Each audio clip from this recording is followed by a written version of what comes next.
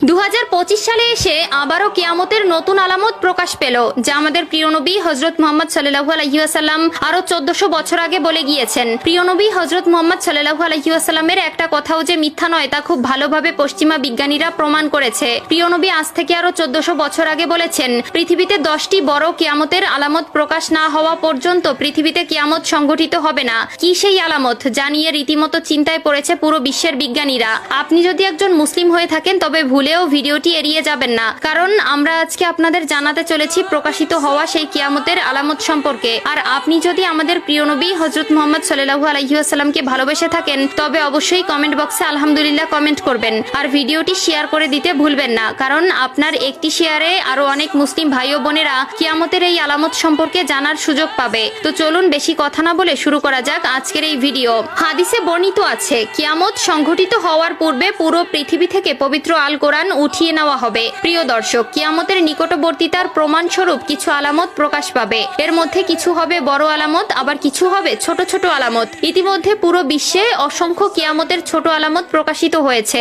যেমন হাদিসে বর্ণিত আছে, আরবের বেদুইনরা অর্ধ উলঙ্গ অবস্থায় থাকবে, তবে তারা বড় বড় দালান কোঠা নির্মাণের প্রতিযোগিতায় নেমে পড়বে, এমনকি তাদের পায়ে জুতাও থাকবে না। বর্তমানে 2025 সালে কিয়ামতের নতুন যে আলামত প্রকাশ পেয়েছে তা হলো কিয়ামতের আগে পবিত্র আল কোরআন থেকে সকল অক্ষর উঠিয়ে নেওয়া হবে। ইতিমধ্যে এমনই কিছু তথ্য প্রকাশ পেয়েছে।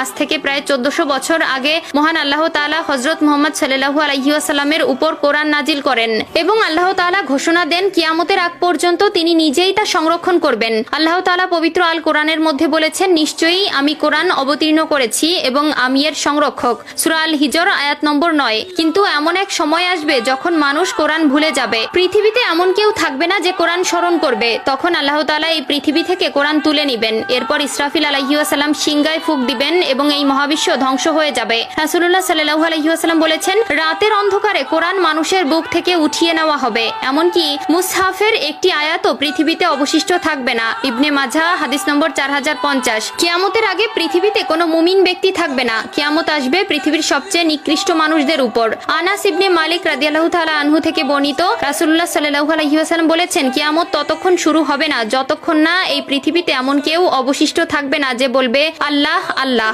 সহিহ মুসলিম। অর্থাৎ কিয়ামতের আগে সকল মুসলিম মারা যাবে। আবু হুরায়রা রাদিয়াল্লাহু তাআলা আনহু থেকে বর্ণিত, রাসূলুল্লাহ সাল্লাল্লাহু আলাইহি ওয়াসাল্লাম বলেছেন, আল্লাহ তাআলা ইয়েমেন থেকে একটি মৃদু বাতাস প্রবাহিত করবেন যা রেশমের মতো মসৃণ হবে। যার অন্তরে এক বিন্দু পরিমাণেও ঈমান থাকবে সে সেই বাতাসে শান্তির মৃত্যুবরণ করবে। সহিহ মুসলিম। এরপর আল্লাহ তাআলা কোরআন পৃথিবী থেকে উঠিয়ে নিবেন এবং মানুষের অন্তর থেকে পৃথিবীর সব মুদ্রিত কোরআনের পাতা থেকে সব অক্ষর উঠে যাবে। যারা একসময় কোরআনের সূরা বা কিছু অংশ জানতো কিন্তু তারা ঈমানদার ছিল না, তাদের অন্তর থেকেও সব মুছে যাবে।